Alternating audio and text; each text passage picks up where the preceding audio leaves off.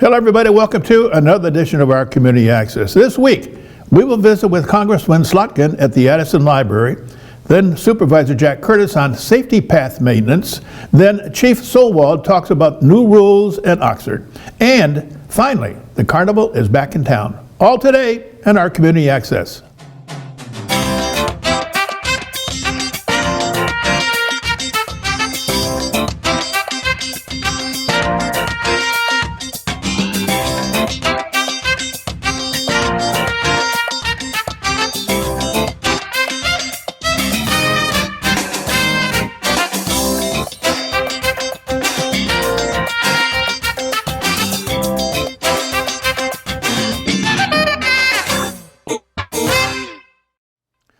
Welcome back. Congresswoman Slotkin is trying to help the Addison Library. With the story is our reporter, Terry Stiles. Terry?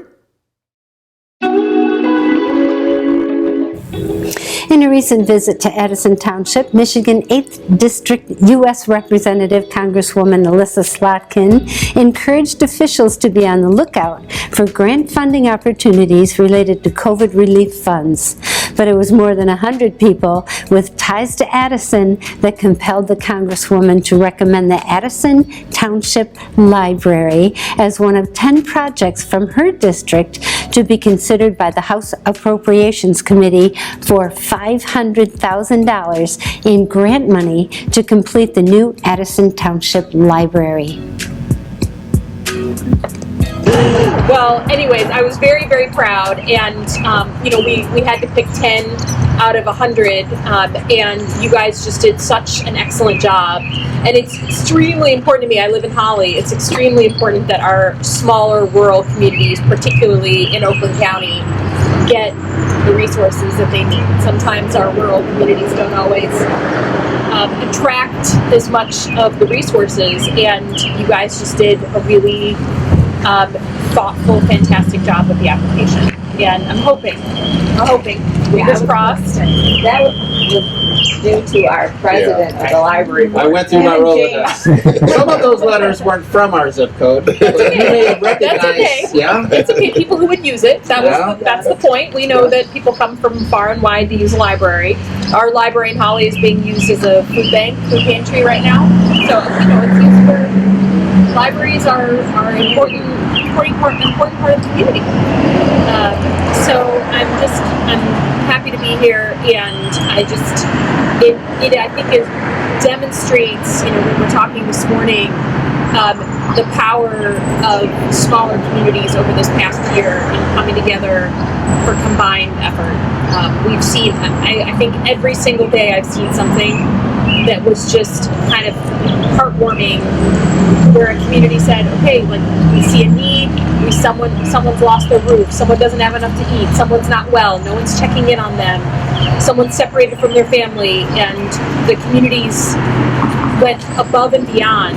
And sometimes if a nonprofit lost some donors because of the economic situation, then some of the donors came in and doubled their donation. Like, we just saw really amazing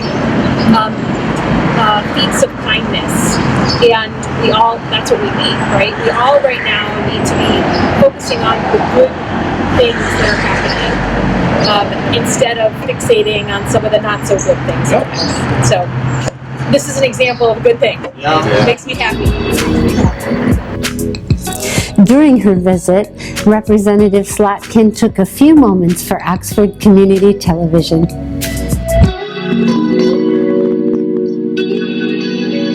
Hi everybody, I think you know who I'm with, but I'm with Congresswoman, sorry about that, Slotkin, and she's out at the Addison Township Library today. What a cool thing for you to be here, and I'd like you to tell everybody why you're here. Sure, well, we came out, we were spending the day in Addison Township and Leonard, and wanted to come and see this library that we've heard so much about. And the library, if you could believe it, is in an old party store, and the community has been working for over a decade to try and get a new building.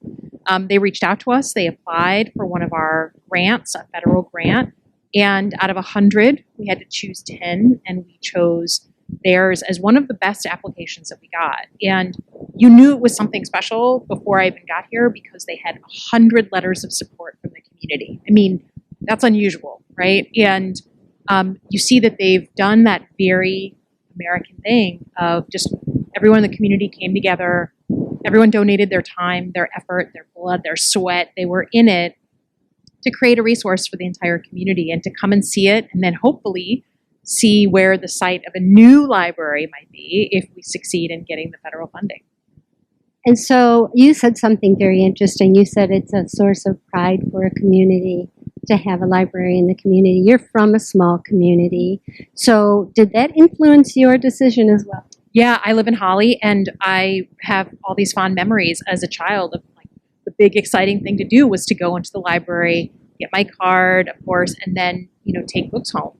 And it becomes the center of the community. It's where you see other people. It's resources. It's taking you outside of that small community and giving you a window on what is around in the world.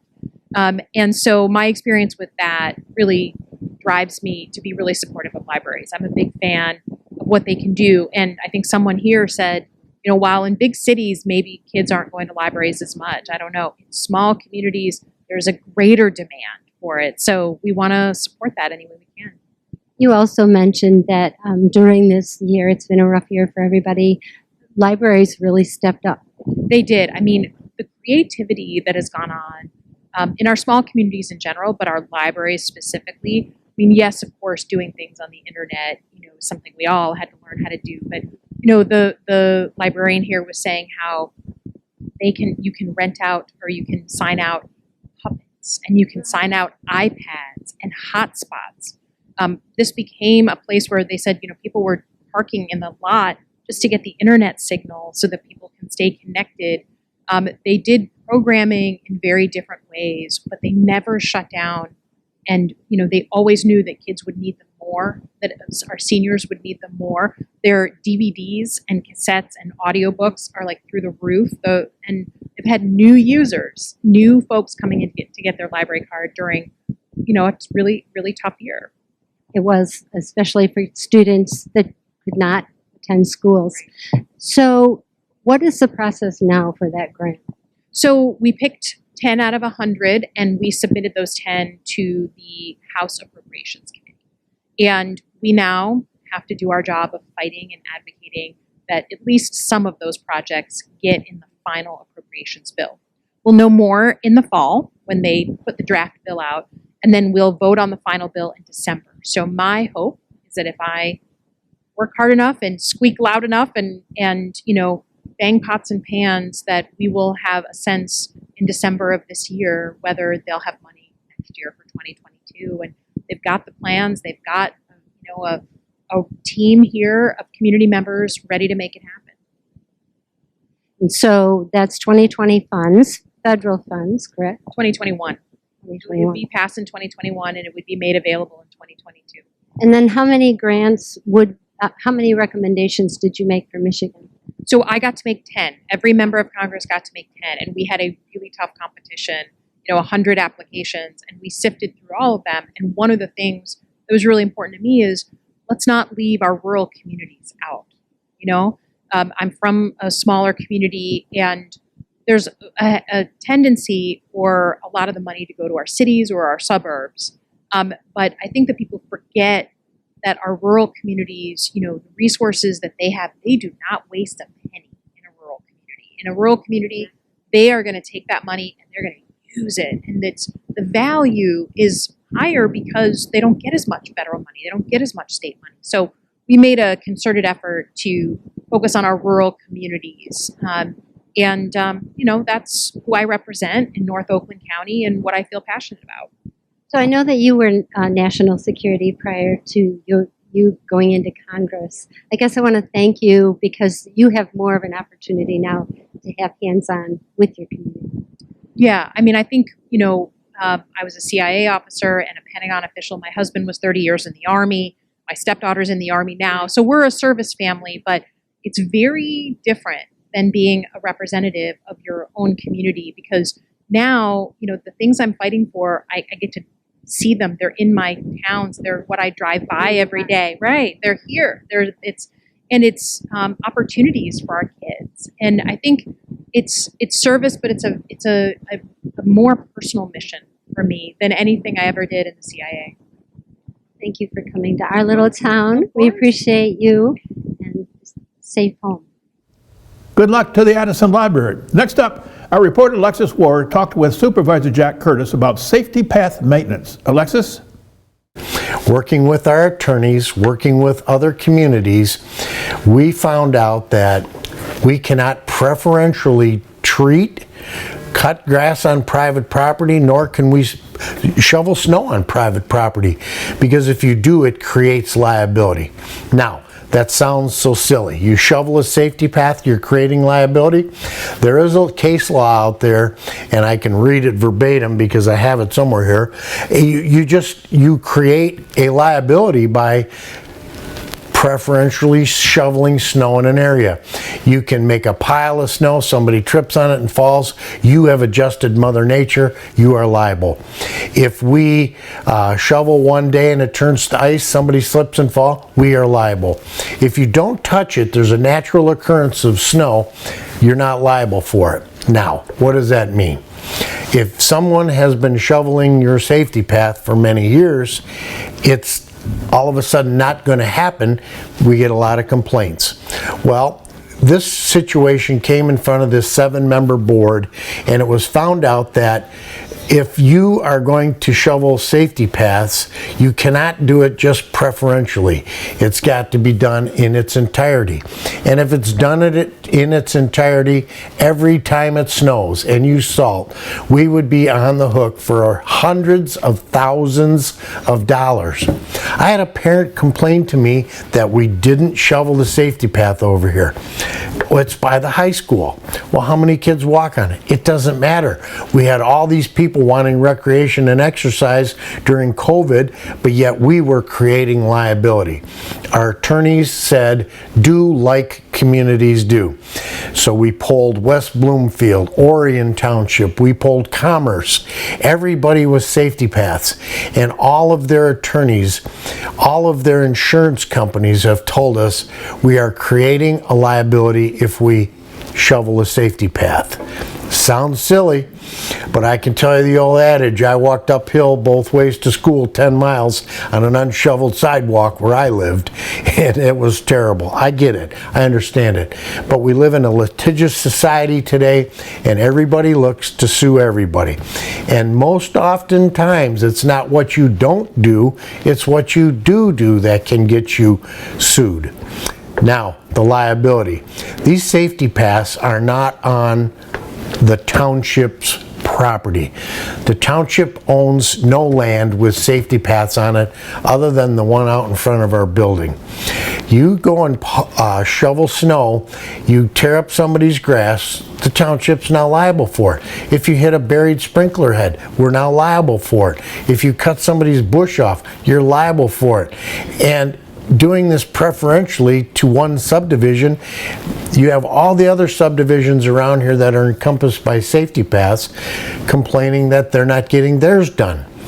So fair and equitable, how do you do it? You do a safety path millage for maintenance. Alexis, we haven't stopped doing maintenance.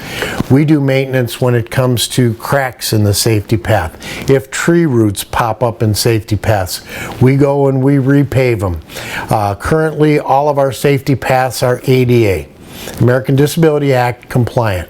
We've removed all of the curb structures, put ramps in with the bumpy ends so that people know when the safety path stops.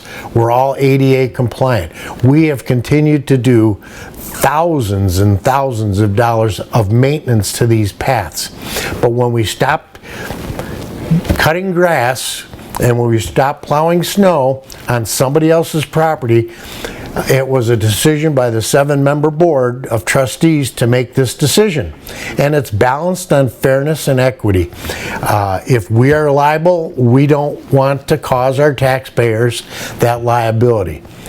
Sure, it sounds great. You collect taxes, you put the path in, go ahead and shovel it. Well, that's fine, but when you get with all the lawyers, the attorneys, and the insurance companies, you're causing more problems when you do that. There are new rules in Oxford. With the story is again Alexis with Chief Solwald. M24 is just as busy as normal, but now there's new signs to pay attention to. Oxford Police Chief says everyone may not be doing that. If you've noticed the islands that are in M24 for pedestrian crossing, there's signage on there for telling everybody that, hey, you can't make a U-turn. So if you're making a left turn, like for instance, the one I know that we've had issues with has been Washington and East Street, north of the main light, and there's a sign there if you come off East Street that says right turn only. Well, most folks that have lived around here for a long time, and if they know that we're not around, well, I'm going to make that left turn if I can get away with it. But when they're doing that, they're cutting it too sharp, and they're hitting that sign. And I think that sign is, correct me if I'm wrong, it's been 4 or 5 times that sign's been knocked over. Other reasons for the signs being posted is to ensure safety. Plus, M24 is a major thoroughfare between I-69 and 79, so we do get a lot of commercial traffic through here, which means a lot of big trucks. So there's not a lot of room for error for these big trucks when we put signs and things like that on the island, which means, well, when you come into town, you gotta slow it down. Slow it down. And they've put these yellow things that you've seen in the road, and actually they collapse, so they're not metal, so, or a pole. So I know I've heard people say they were concerned that well, if their car hits that, it could do some damage. Yeah. Well, it actually, it just collapses back and forth, so it won't. It's not metal and it's not a pole, but it's definitely something that you don't want to hit with your car. And that's just another device that they thought would slow traffic down, because it gives you another obstacle in between the 2 lanes as you're coming into the downtown district. So there's a couple when you get south of the light as well.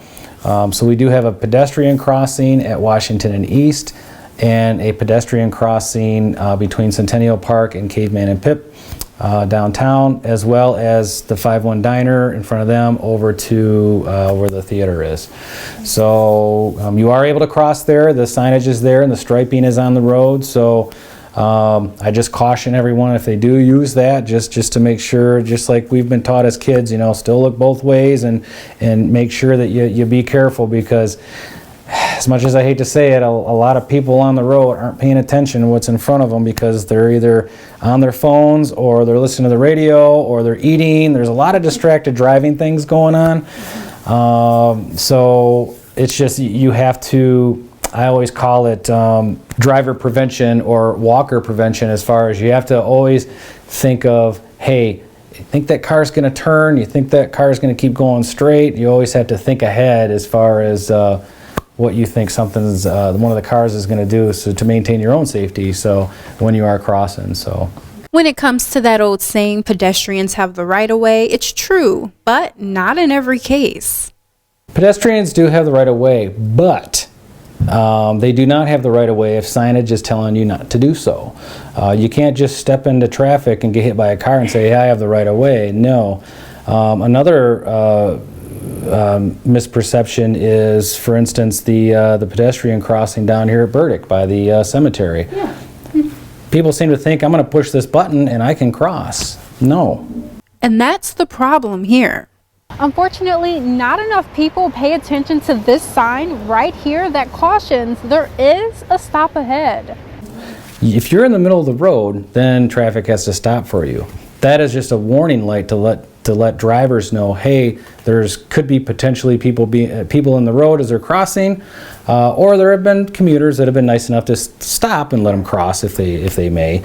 But cars aren't supposed to stop when they see the yellow light unless a pedestrian's in the roadway. Now, if you kindly want to stop, the only thing is with that is it backs traffic up and it irritates other drivers, because it's not a red light. Red light. This is just yellow. Always means caution. Yeah. Just means caution ahead. So, but.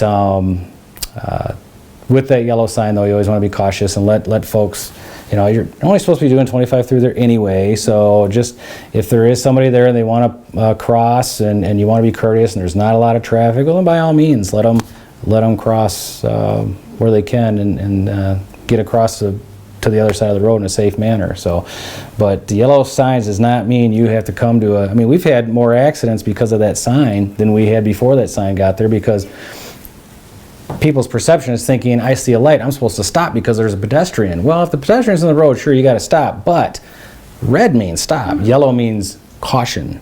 So it's up to you if you want to let that person cross. But if they're on the roadway, you got to let them finish crossing. Chief Stallwell says pressing this button here is not enough to continue walking. He says press the button, wait for traffic to clear, and then continue. Reporting in Oxford, Alexis Ware, Oxford Community Television. Thanks, Chief. Finally, the Skirba Carnival is back in town. It's so nice to be in Oxford and have this beautiful weather, have school be out, and have no restrictions. The fresh air is wonderful, and we've known for a while now that outdoors is safer when it comes to COVID transmission, and it's so nice to have that affirmed with the most recent MDHHS outdoor gatherings order, which means, hey, you can come outside to the carnival. The community is wonderful. Northern Oakland County in general is wonderful. It's Seymour Lake Township Park is a very nice venue for an event like this because there's vast amounts of open space. We have plenty of room to spread out. We have plenty of room for parking, and it's just really a wonderful place to be. We have access to all of these larger population areas, so although Oxford feels like this really kind of this great small town kind of community feel, bedroom community feel, I guess is the way I would describe it, at the same time we're close and have access to larger populations of people. So I like Oxford a lot. I like Northern Oakland County a lot. It's beautiful, and we really do enjoy being in this park. The reason that we're here for 2 weekends this year is we have a large event that operates Father's Day weekend in the Detroit metro area, and that event requires multiple levels of bureaucratic approval and all sorts of city licenses and requirements, which take sometimes months to get finalized. And if you were to go back from today's date a couple of months, well, we were in a totally different situation with COVID at that time. And the folks that were operating that venue just politically weren't interested in moving forward at that time. I think it's a shame because obviously we've come really close to decreasing this COVID to, I think right now we're at less than 1.8% test positivity, and certainly we've demonstrated as a community that it's a safe thing to do to be outside. So it's an unfortunate event. Unfortunate that it was canceled in this other venue, but very fortunate for me that the Oxford Parks and Rec Department, which is run by Ron Davis, who's a great guy, was willing to allow us to stay here for a second weekend. So we're doing our best to get the word out that we're here for 2 weekends and fully enjoying everything that Seymour Lake Township Park has to offer. There are a lot of folks that live in the Northern Oakland County area, and as long as we let folks know that we're here, we think they're going to want to come out and celebrate with us too. Right now I can share with you our hours of operation. On Thursdays and Friday we open at 4 p.m. and then on Saturdays and on Sundays we're opening at noon. So we have ride wristbands available every day. Ride wristbands are $30, and that provides the guests with unlimited rides for the duration of the entire day. So that's a nice promotion for folks to come out and take advantage of. Ride tickets are also available if you don't want to go on that many rides. Ride tickets sell 4 tickets for $5 or a sheet of 50 tickets, which generally people will split up with their kids for $50. And our rides take between 3 and 6 tickets each. Although the Extreme Ride Top Gun does take 12 tickets, and if you have a wristband, you still need 4 additional tickets to go on it because the ride is insane. Come equipped for warm weather. Come with your hand sanitizer. Come with sunblock, and please wear closed-toed shoes. When kids are running an outdoor environment or going through a fun house or a glass house, it's important that they have closed-toed shoes. We don't want anybody to get injured or stub their toe. So bring some bottles of water and enjoy the park. So we modified our operations significantly in the beginning of our year. At the beginning of our year in April and May, we needed to comply with much more rigorous standards in the sense that we could only have capacity of so many hundreds of people. We had to count people coming in and coming out. We had to fence in all of our events. We had intense cleaning protocols, and of course everyone had to wear face masks and they had to be seated to eat. So fortunately, now that we're into June, all of those restrictions have been lifted, and it makes it a lot easier for us to put together an event like this for everybody to be able to be out and about. So at this time, we're pretty much close to normal for the way that we operate the Carnival Midway. We do have additional cleaning in place that is more than we would have had in previous seasons. But folks aren't required to wear face masks anymore, and we're not required to keep track of capacity. So for folks that are interested to know more about us, we encourage you to take a look at our website, which is skerbeck.com, SKERBECK.com. And we have a very active Facebook presence. So if you look for Skerbeck Entertainment Group, you can see us on Facebook with up-to-date information about what's going on at these events. And we have an event page just for this particular carnival event. So if you're curious to know, when do we open, when do we close, what's the weather like today, any interesting last-minute promotions, please follow along there to learn more. Well, that's all the time for this week. We hope you enjoyed our program. So, for our reporters, Terry Stiles and Alexis Ware, and photographer Joe Calhoun, I'm Bill Service. Hope to see you again on our Community Access.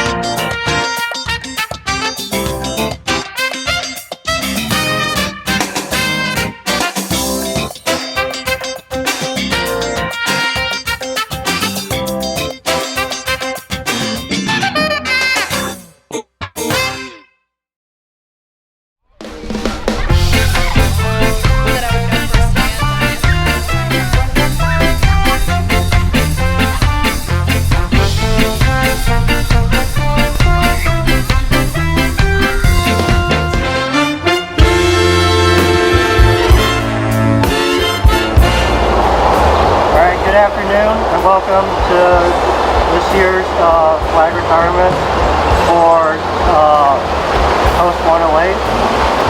My name is Brian Gaba, and I'll be the lead reader for this retirement ceremony.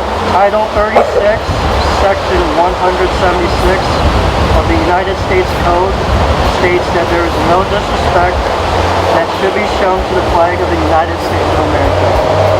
Furthermore, paragraph A of that same Title 36, Section 176 states that the flag, when it is in such condition that it is no longer a fitting emblem for display, should be destroyed in a dignified way and burned by burning. Today we will retire this great symbol of freedom throughout the world. Please remain silent until directed otherwise. Absolute dignity must be maintained throughout the entire ceremony. To this burial fire to my right, we will now add redwood. Redwood reminds us of the red-blooded Americans who fought and died to build our nation under this flag. We now add oak.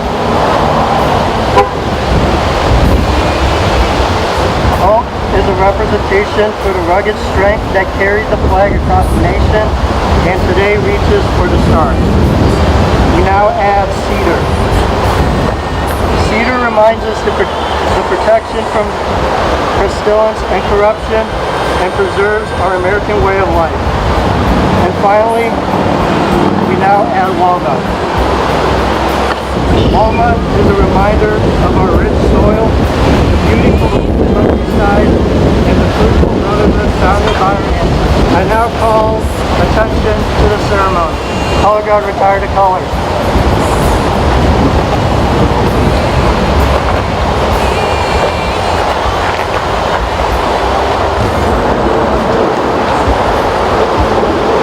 All here together in the sight of God, pay our last respects to the symbol of our great nation, America, the land of the free and the home of the brave. At this time, I would like to ask all of you to please join me in the reciting of the Pledge of Allegiance. I pledge allegiance to the flag of the United States of America